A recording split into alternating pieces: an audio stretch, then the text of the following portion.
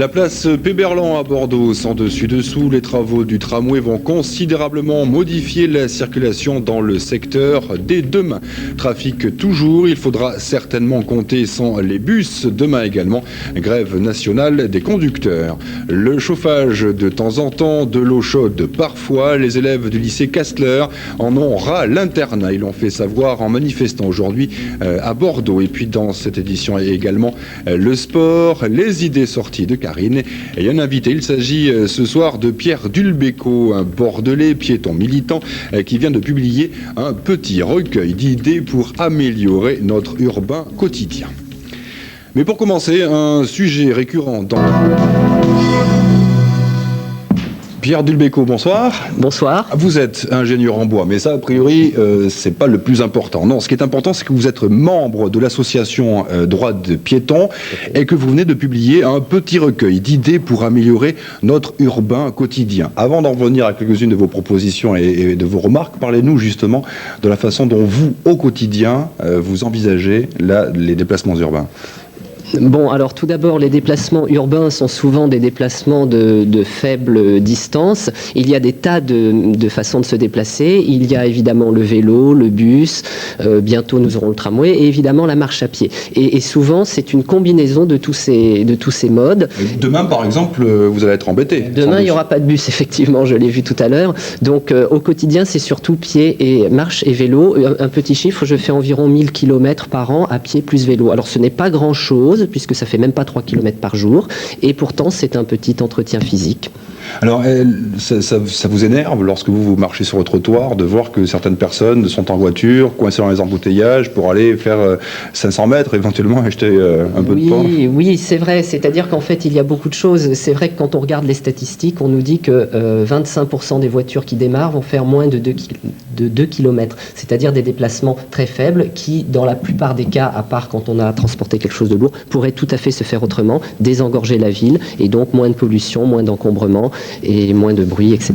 Est-ce que c'est un problème culturel, à votre avis, sur Bordeaux, ce besoin de prendre la voiture parce que, bon, les gens hésitent beaucoup moins, par exemple, à Paris, quand il s'agit de marcher à pied Je pense que c'est culturel, il y a beaucoup de choses. Alors, premièrement, c'est vrai que les équipements de transport sont peut-être moins... Vous citez Paris a son métro depuis 100 ans, alors que nous n'avons pas encore notre tramway, ou plutôt nous ne l'avons plus, puisque nous l'avons eu jusqu'en 1958. Et c'est vrai qu'il y a une question de culture. Ici, on n'envisage pas tellement de marcher, peu de gens l'envisagent, et je crois que Bordeaux ne peut pas tellement générer des marcheurs, alors qu'à Paris ou même dans d'autres villes, c'est beaucoup plus courant. Les Bordelais sont flemmards ?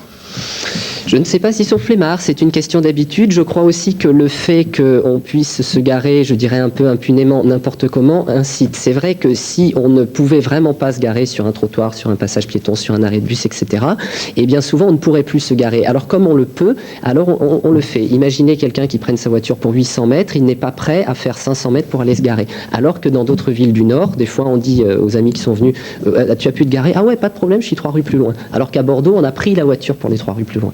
On est un peu flemmard quand même. Venons-en maintenant à quelques-unes de vos idées et de vos remarques dans ce petit recueil, donc pour améliorer notre quotidien urbain. Alors vous parlez carrément de dirigeables. Oui, alors cela dit, c'est une chose parmi d'autres. Vous savez, je parle aussi bien de vélo, de marche à pied, de tramway, de trains régionaux, de bus, de bateaux, et effectivement, entre autres, de dirigeables. Il faut savoir que beaucoup de gens, il y a quelques décennies, se déplaçaient encore en dirigeable. Alors le but, c'est pas forcément de faire Bordeaux-New York en dirigeable, ça serait évidemment un peu loin, mais imaginez un dirigeable qui fasse quelques kilomètres pour relier par exemple le centre de Mérignac au centre de Bordeaux, et bien, ou alors même pour traverser le fleuve et aller par exemple à Floirac, et bien on n'est plus embêté par le fleuve, on n'est plus embêté par le pont, les embouteillages, les petites rues tortueuses. C'est une solution parmi d'autres. En plus, ça se lève à peu près verticalement, sans bruit et avec peu d'énergie. Donc c'est une idée parmi d'autres. Est-ce qu'il vous semble que les politiques manquent peut-être un peu de véritable volonté de changement ? Oui, certainement. Cela dit, je pense qu'il y a une volonté de changement. On voit que beaucoup de choses changent dans Bordeaux actuellement. Ça se sent. Maintenant, je crois surtout que pendant longtemps, rien n'a changé. Moi, ça ne fait que 3 ans et demi que j'habite à Bordeaux et j'ai été surpris que les gens parlaient de l'air Chaban. Moi, j'avais jamais entendu cette expression-là.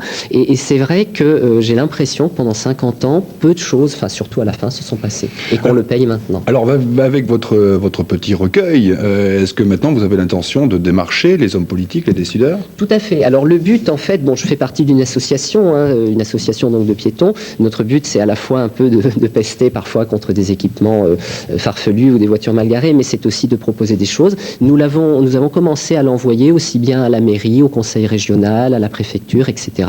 Tout le monde n'a pas encore répondu, mais certains ont déjà répondu. Et en général, la réponse est de... Alors ça dépend. Nous vous remercions de bien nous avoir fait parvenir ce document, etc. Il y a quelques réponses de ce type-là. Maintenant, à la mairie, par exemple, nous en avons envoyé 2 exemplaires. Ils nous en ont redemandé 3 autres en disant qu'ils vont faire un groupe de travail. Donc c'est plutôt encourageant. Alors est-ce qu'ils vont vraiment le faire? Qu'est-ce qui va en sortir? Je ne sais pas. De toute façon, il y a beaucoup d'idées. Tout ne sera pas réalisable, bien sûr. Quelle est l'idée qui vous tient le plus à cœur pour terminer?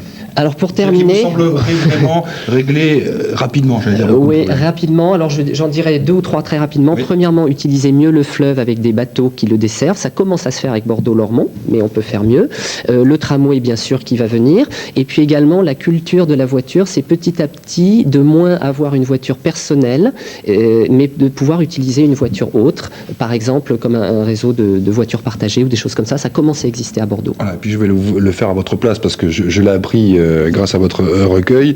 Une voiture coûte 110 francs par jour. Oui, c'est ça, tout à fait. En fait, c'est 40 000 francs par an. Alors, le plus simple, souvent, on me dit, mais non, c'est pas vrai, parce qu'on ne compte que l'essence. Il y a un petit papier très officiel, c'est votre feuille d'impôt. Quand vous regardez ce que ça coûte au kilomètre, souvent, c'est entre 1 franc 49 et 5 francs et quelques le kilomètre. Et je ne l'invente pas, c'est les impôts. On ne peut pas faire plus officiel. Donc, si on prenait moins la voiture, on ferait en plus des économies. Merci beaucoup, Pierre Dulbecco, en rappelant que vous venez donc de publier un petit recueil d'idées pour améliorer notre urbain quotidien. Bonne soirée. Merci, au revoir.